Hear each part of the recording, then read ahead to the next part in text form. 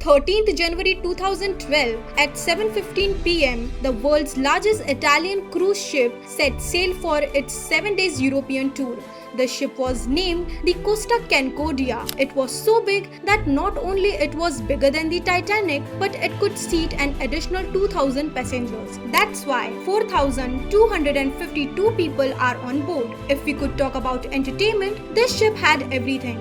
4 big swimming pools, 5 restaurants, 13 different bars, a casino, a basketball court, a huge fitness center which had a gym, a sauna, a Turkish bath, and even an F1 racing simulator was installed on this cruise ship. It was supposed to take about a day to reach there, but only 2.5 hours after the ship departed, everyone heard a sudden piercing noise. After that, all the lights on the ship went off. The ship started tilting towards one side. The time was 9:45 p.m., a time when some people were sleeping in their rooms and some were eating at the dining table.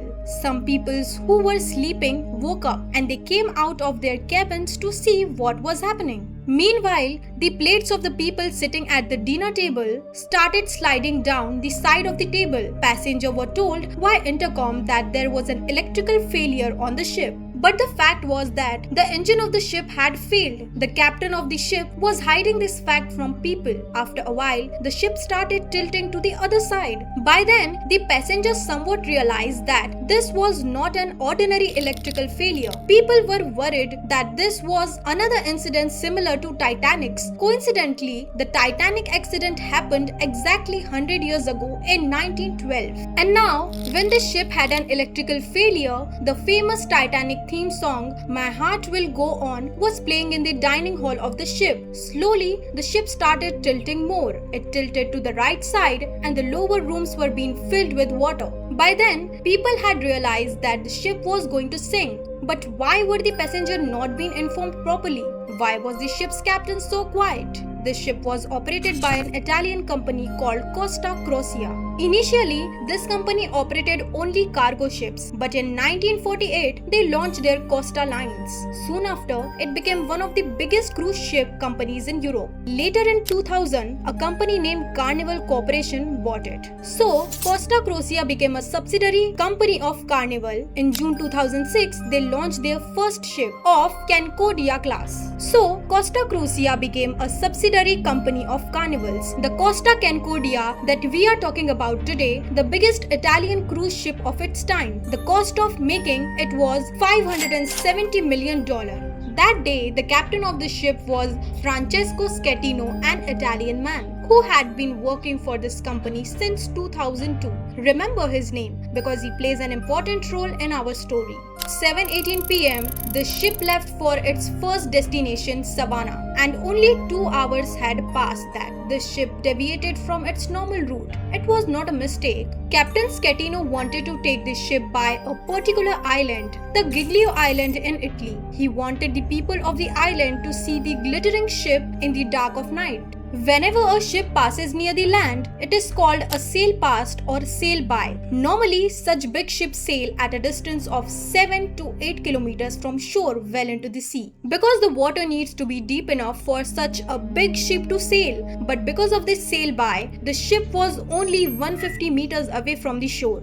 Obviously, the water was not very deep. There can be big rock or reefs under the ship at this close distance, which can hit the ship. On the top of that, it was night time and the ship was sailing quite fast. Later, the reports of the Italian Ministry of Infrastructure and Transport confirmed this. At night, the ship was sailing at an unsafe distance, very close to the shore. One question that will arise here is, why was the captain doing this? The thing is, Captain Schettino used to work under Senior Captain Mario Palumbo, and Mario was living on a Giglio Island. The night this ship was passing by this island, that night, Captain Schettino called Mario and told him that since they would be passing by the island, they would sound a siren for him. As they wanted to give him a tribute to this, Mario said that he was not on the island. Instead, he was in another Italian city. During this conversation, the call line gets disconnected. This call was made at 9:40 p.m. and a few minutes later, the ship collided with the rock in the water. This collision tore the hull of the Concordia ship. The ship's sensitive part was injured by 70-meter long wound. The place where this impact happened was not even 100 meters away from the island. In the darkness of the night, this ship had reached so close to this island. Water started flowing into the ship rapidly. 26-year-old Andrea Carollo, who was the third officer of Concordia ship, was sleeping in his cabin when this incident happened. When he woke up and came out of his cabin, he saw that the water had already reached the hallway. He immediately ran to the engine room. When he reached there, he saw that the door could not be opened. Through the closed door, he could see that the generators and engines were completely submerged in water. At 9:52 p.m., the chief engineer and the other officers of the engine room tried to start the emergency diesel generator. Unfortunately, they failed in this attempt. The chief engineer went to inform Captain Schettino about how bad the situation was, but the captain of the ship announced to the passenger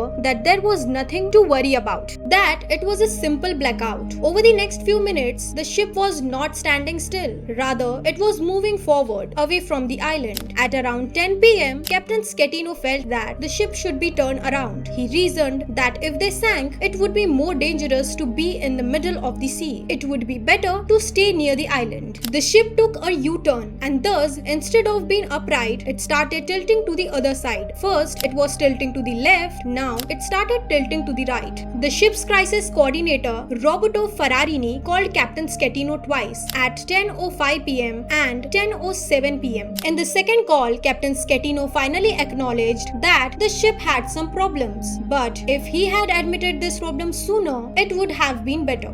Turning away from the truth can be very dangerous. As you will see later in the story, Captain Schettino did admit his mistake, but follows it with another act of stupidity. He tried to cover up his mistake. He claimed that the blackout caused the accident. He reversed the timeline. In reality, the accident caused the blackout. In the meanwhile, some distressed passenger tried to call the local police. At 10:12 p.m., the Italian Coast Guard called the ship's captain, asking him what was happening on the ship and informing him that the passenger of the ship were contacting them. Buonasera, Concordia. Cortesemente, avete dei problemi a bordo voi?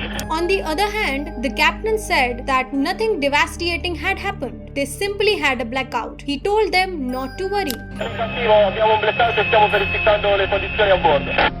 Affermativo, stand-by sul 16, vi teniamo informati. When this was said, half an hour had already passed since the collision. 10 more minutes passed and Captain Schettino finally changed his stance. After all, how long could he suppress the truth with lies? At 10:22 p.m., Schettino told the radio operator to call and inform the Coast Guards that there had been a collision on the left side of the ship and that Concordia needed the help of the tugboats and that life jackets were handed out to the passenger and everyone was safe. Each minute was important here because the ship was gradually tilting more and more.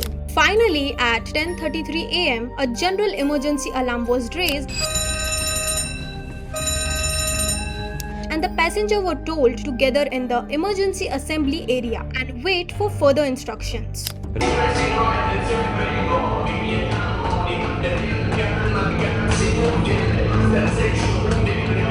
10:48 p.m., the ship was tilted 30 degrees. More than an hour had passed since the accident. At 10:54 p.m., finally Captain Schettino gave orders to abandon the ship.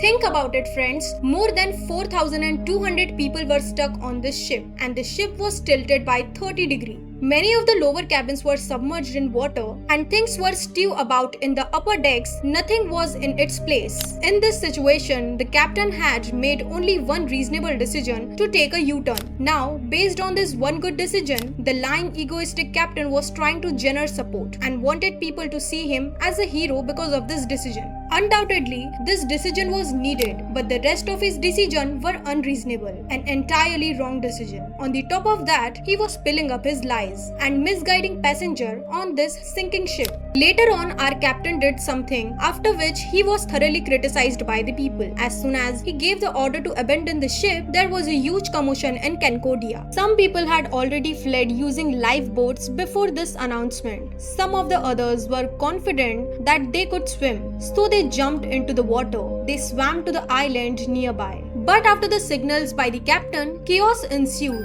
The mob of passengers ran towards the lifeboats. People pushed and shoved one another to get to the lifeboats. One good thing was that, fed up by Captain Schettino's behavior, some of the crew members were already rebelling against the captain. 10 to 15 minutes before his order, the passengers were taken out of their cabins and put into the lifeboats. A steward came over to us because the key card wasn't working and told us, take your coat, take your life jacket. In the darkness of the night, the ship was slowly falling to the right. A 40-degree tilt, a 50-degree tilt. By this point, the passengers whose cabins were on the right side had reached the surface level of the sea, so they could easily jump into the water and head towards the island. But the problem was for those who were on the other side of the ship. In a tilted ship, how could they find the way out? In the midst of all this, an Indian staff member was also present. Karnatha Rameshan, the only woman in the 11-member security staff of Concordia, she later stated how language barriers started to emerge. Most of the passengers on the cruise ship were Italian, but many of the crew members did not know Italian. On the top of that, another problem was that most of the crew members were not trained for such emergency situations. They were just service staff. Despite all these problems, some crew members were truly heroes. Karnatha personally seated a blind woman on a lifeboat. Two other members lifted wheelchair-bound passengers on their shoulders and seated them on the lifeboats. Captain Schettino, instead of helping the passengers, abandoned the ship at the earliest and went towards the island. Yes, you heard that right. The same captain who tried to cover it up with lies wasted an hour before telling the truth to the passenger. As soon as he made the announcement, within some minutes at 11:19 p.m., he was among the first crew member to abandon the ship. Giglio Island is like a small village. Not many people live there. This island has a population of only 700 people. But that night, when the incident happened, some people came out of their homes to see what was happening. As soon as the deputy mayor of this island, Mario Pellegrini, came to know that a ship was sinking, despite being a civilian, he went to the ship to help the people. Without thinking for a minute, he jumped into the lifeboat and went into the sea to help the people. He said that when the ship had completely fallen to the right side, wells of the water were being formed inside the ship. People were trapped in this. He arranged for a rope and used the rope to rescue the people trapped in the well. In this early stage of evacuation, around 2,500 to 3,300 people had safely reached the island. At 11:38 p.m., around 400 people were still trapped in the ship. The Italian Coast Guard helicopters and fire and rescue services boats had also arrived to help people. They saved a few hundred people from underwater, but they didn't know how many more people were still trapped in the ship. At 12:42 a.m., the Coast Guard commander, Captain Gregory Di Falco, called Captain Schettino. In his anger, he told Schettino directly that as a captain, he should go back on the ship. Io sono De Falco da Livorno, parlo col comandante? Sì, buonasera, comandante Di Falco. Mi dica il suo nome, per favore. Il comandante Schettino, comandante. Schettino? Sì. Ascolti Schettino. Lei quella piscaccina la percorre in senso inverso, sale sulla nave e mi dice quante persone e che cosa hanno a bordo, chiaro? He ordered Schettino to go back and find out about the passengers still on a board. He told Schettino that he shouldn't have left his passenger and ran away. Guardi Schettino che lei si è salvato forse dal mare, ma io lo porto veramente molto male, le faccio passare l'anima dei guai. Vado a bordo. Schettino started making excuses and saying that he couldn't go back. Sto andando perché ci sta l'altra lancia che si è fermata. Lei vada a bordo, è un ordine, lei non deve fare altre valutazioni, lei ha dichiarato l'abbandono nave. Despite all of this, Captain Schettino did not go back. This is why people started calling him Captain Coward later. On one hand, some brave crew members and the Italian Coast Guard team kept helping people all night. Schettino sat at a safe distance and watched it play out. When the sun rose the next morning, this ship could be seen properly. People realized the magnitude of incident. Look at this picture taken in the morning.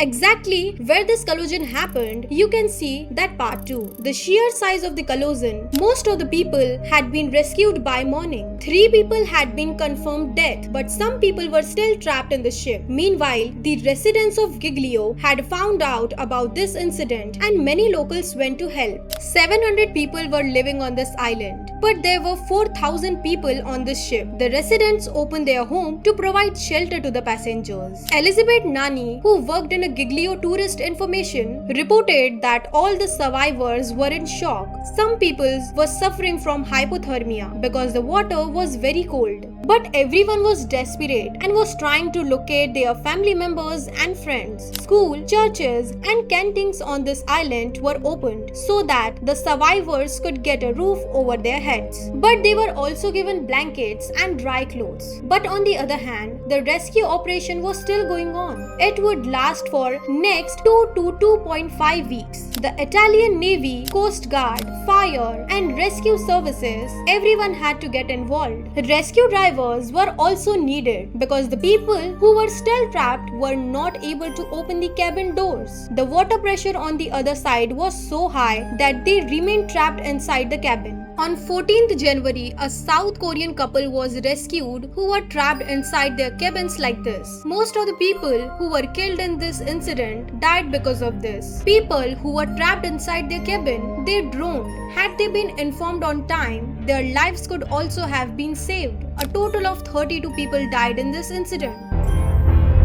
The next problem was to remove fuel from the sunken ship and to rescue the ship so that it would not remain lying there. When the engineers analyzed the ship, it was declared a constructive total loss. This meant that there was no chance of saving it. The ship could not be used again. The only option was to disassemble it and sell it scrap metal. First of all, the ship contained around 1.9 million liters of fuel. It was a fully loaded ship. It had just started sailing. That's why the fuel tank was full. To extract fuel, an oil barriers was built around the ship. On 12 February 2012, the oil removal process began. Since it was winter time, another problem was that a lot of fuel was in a semi-solid state. So, it was necessary to reheat it before extracting it. After heating it, another tanker ship was used and all the oil was transferred from one vessel to the other with a pump. This process lasted more than a month. This process continued till 24th March. Now, the next thing was to set the ship upright, and to relocate it was an engineering project. A steel structure was built in the water so that the ship could be raised once again.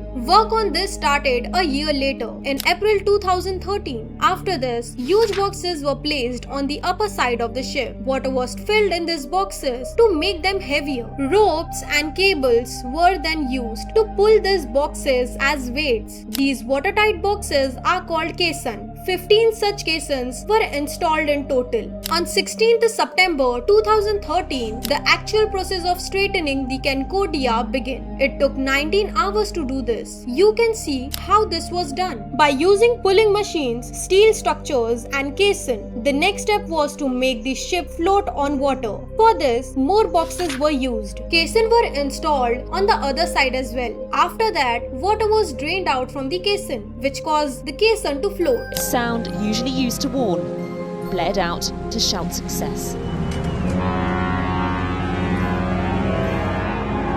500 drivers, technicians, engineers, and biologists were involved in this process. 90 months had passed since the accident, and the cost of rescuing the ship alone was $799 million. To take this ship to the port, another ship was used to tow it. This was done in July 2014. Till then, the total cost of this operation had reached $1.2 billion.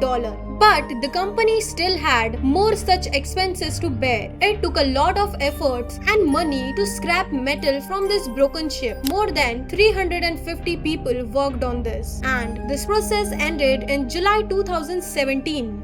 But after rescuing people, a steady stream of legal cases had begun. Finally, this company returned the price of each surviving passenger's ticket and paid an additional €11,000 as compensation. This is around $1 million per passenger. Apart from this, the families of deceased passengers were paid an undisclosed amount. The total cost of this disaster for this company was $2 billion.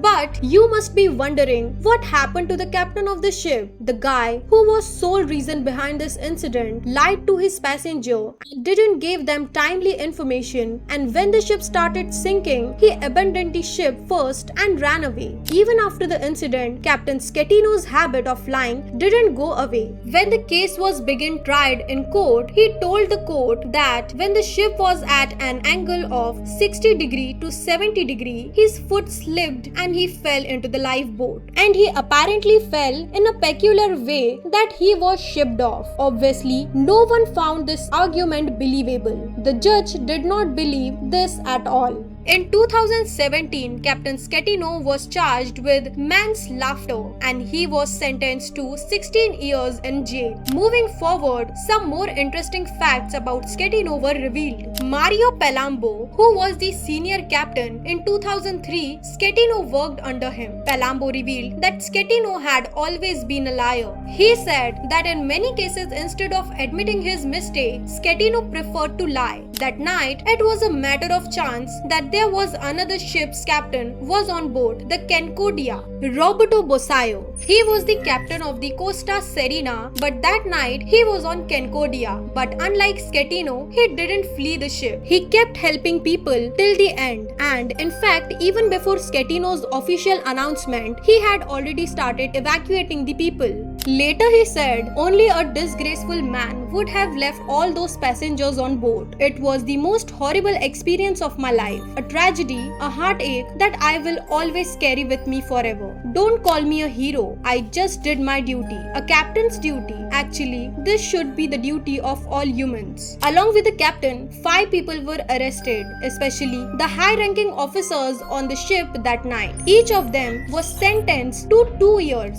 because the biggest mistake was made by Captain Schettino. Today, 12 years after this incident, Schettino is surviving his sentence in jail. And if you learn anything from this story, it is this: never give the captaincy of your ship to a lying coward who doesn't know how to admit his mistakes. Leaders who never admit to their mistakes and lie to hide their mistakes can be extremely dangerous. Appreciate you sticking around until the end. If you find this video entertaining, give it a like and consider subscribing to our channel for more. Thanks again for watching, and I'll catch you in the next one.